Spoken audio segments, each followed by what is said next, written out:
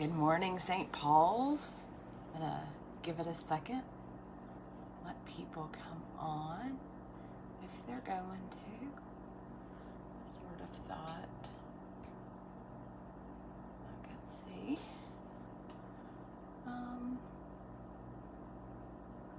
Who's on, but it doesn't seem to be happening for me right now. Okay, well, I'll get started. It is Wednesday. Good morning. I hope y'all are doing well. And it's right at I'm gonna light a candle for us.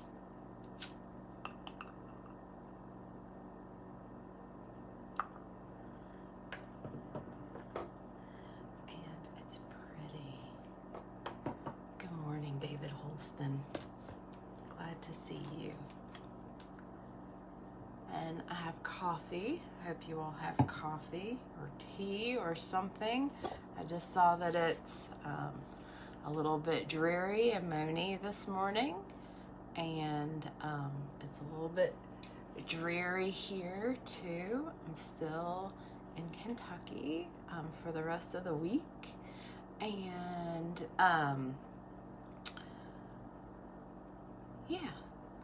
it's supposed to be Derby week.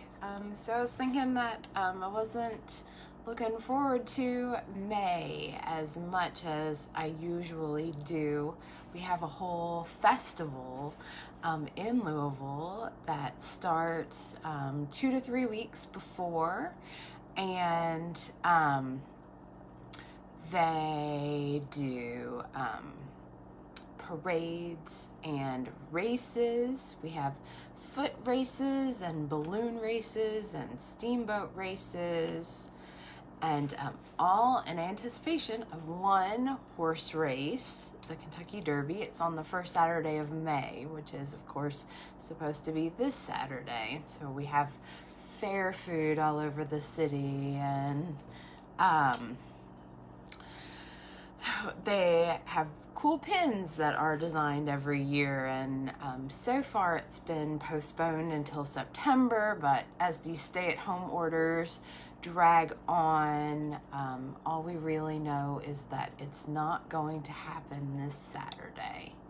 Good morning, Jeannie. Good to have you. So we're dwelling in this time of sort of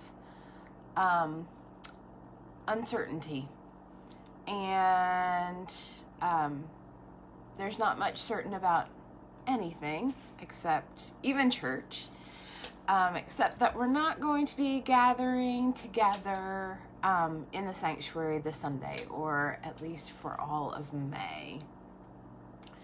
So we theologians call this kind of living liminal space, the space between what we know and what we can see and all of the rest of it. So it's between what the already and the not yet, which is really where the church rests all the time. Good morning, Marion. It's the space between what God has done and what God is currently doing, and then what God is about to do. So there's something both safe and unsafe about that kind of space. We dwell here. We dwell between, in this space that the end of days, or Paul thought that the end was coming, that Christ will return soon and maybe take us all up in a whirlwind. Of course, that hasn't happened for 2,000 years. So there's something comforting about God's pace, and there's something a little disconcerting about a pace that doesn't happen in a human time scale.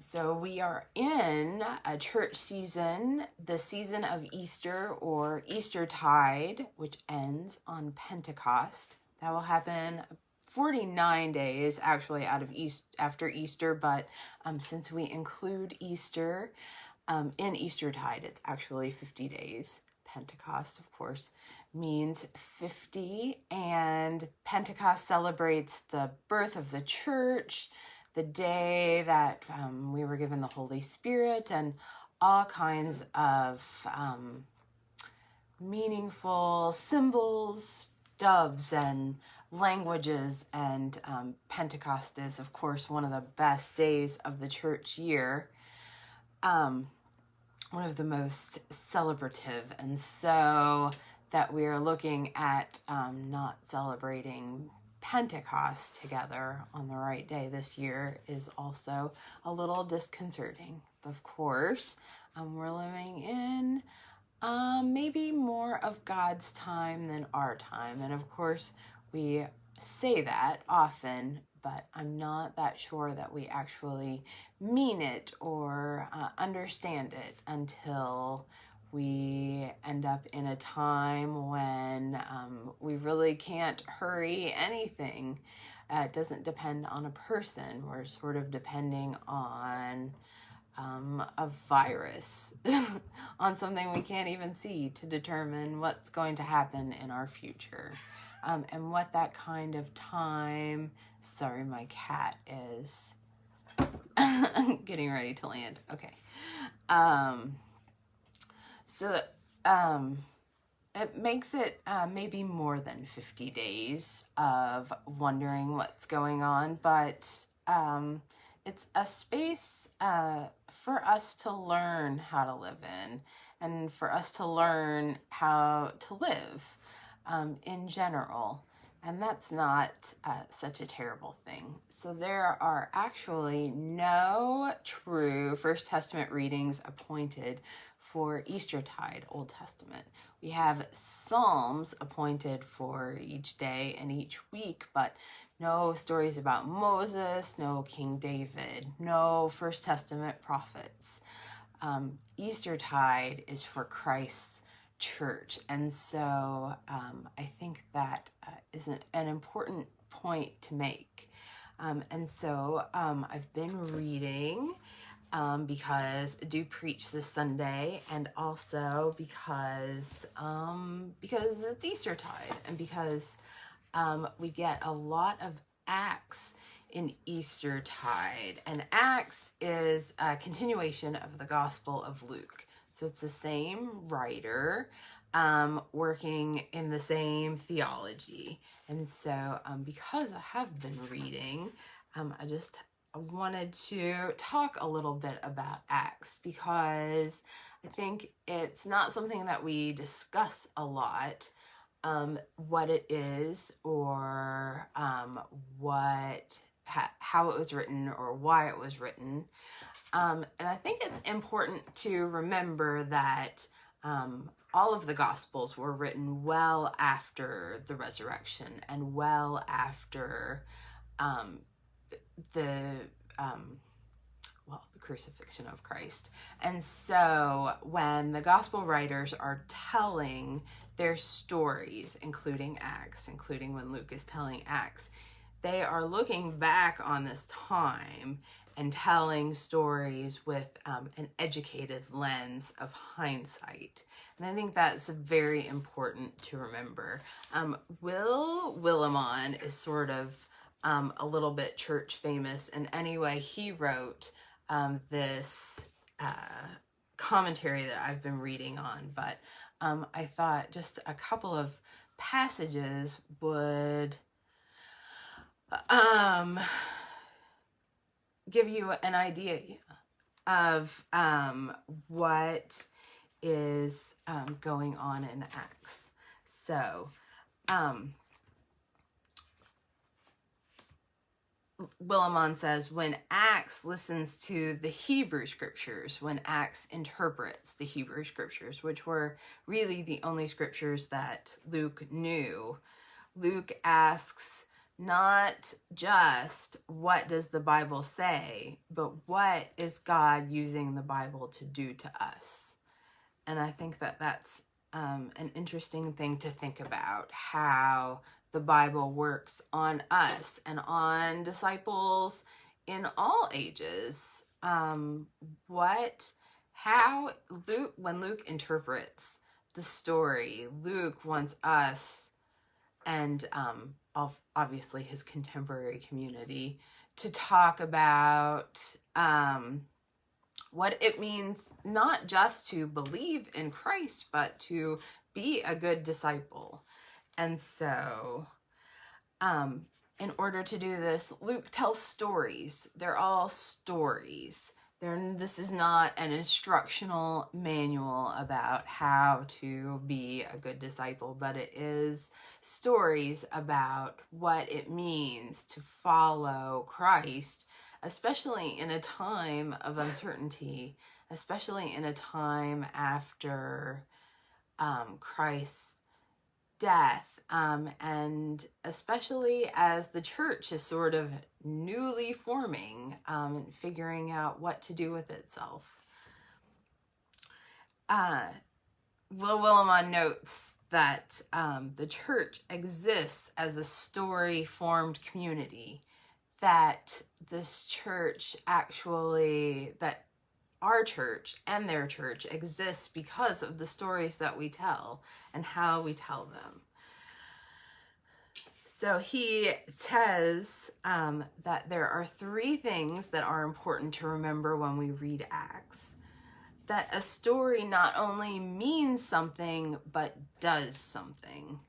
And of course, this is important because Luke is in the business of really forming disciples and talking about how the early church formed disciples in order to make more disciples, in order to tell the stories about Jesus in meaningful ways, because Luke was concerned about the world that Luke lived in. And if Luke had some foresight, Luke would have been concerned about the world that we live in also. The second characteristic of Luke's stories are that the God of Luke and Acts is a God of promise who can be depended upon to be faithful to his promises, to God's promises. And I think we have to remember that in Luke's world, Caesar was not interested in Palestine. Palestine was far away from Rome, first of all, and it was not that important to Rome politically. They had resources Rome wanted. They had access to waterways. The Tigris and the Euphrates were nearby, but and of course the Mediterranean Sea. But Rome wasn't that interested in doing right by the people that lived in Palestine. And so it's worth noting that the leadership in Palestine, one of my professors puts it this way, he says, they sort of rise to the level of their own incompetence. So Palestine is sort of this backwater place. Rome doesn't really care about it. So the leadership that Rome installs is not that interested, is interested in the bare minimum, making sure that the resources that Rome wants are getting from place to place, and then keeping order. So as long as the supply chain is not disrupted, then everything is fine. And so when we tell stories about our own church and our own lives, it's worth it to remember that the way we tell our own stories determines how we see each other and how we see the wider church and how we see our church family. He goes on to say, the third purpose, which is, of course, for the formation and equipment of disciples. He says, Jesus did not come bringing an interesting philosophy of life. He came calling people to a new way of both living and dying. When we read about the way the early church organized itself and stood with its surrounding culture, or when we read the exploits of people like Paul, we are learning what sort of pilgrimage life is, the dangers it holds for those who are faithful, the limitations inherent in this life, what sort of character is required to make it through, the rewards to be had by living faithfully.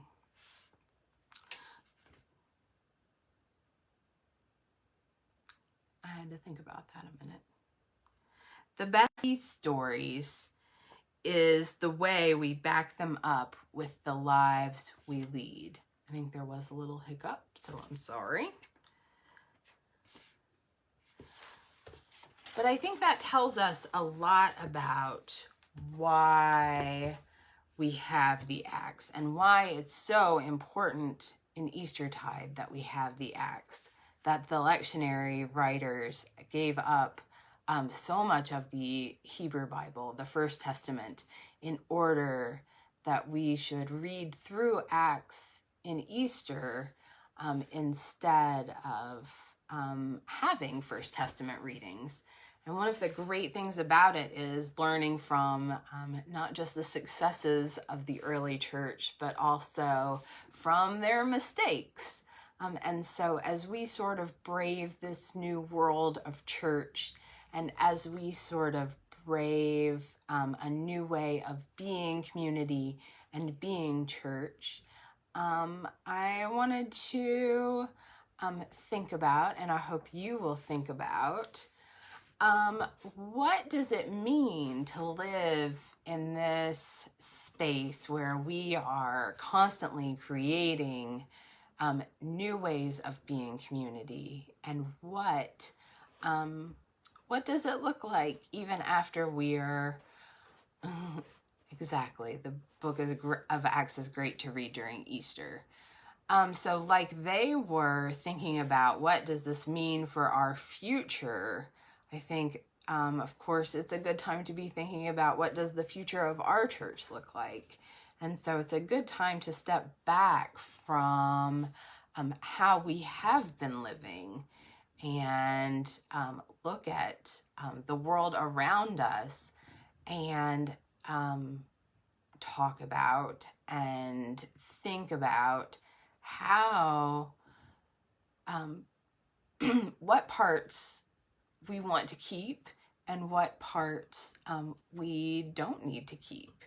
And how do we work and live and serve in a world to move toward making something that looks a little more like we and God might want to see in the world, a little more like God's kingdom. So I will be back tomorrow with some more words of maybe not wisdom, but some thoughts for your Thursday. And in the meantime, have a wonderful day. You can, if you like our page or like this post, we will know that you're here so we can interact with you and be in touch. And if you need anything, please email us or call the church. Our email, of course, is help@stpaulsmonie.org. That's stpaulsmonie.org. We have an amazing group of folks that are ready and able to help with little tasks or big tasks. And we are so happy to see everyone who comes online. Thank you all for your time, and please be in touch. Bye-bye.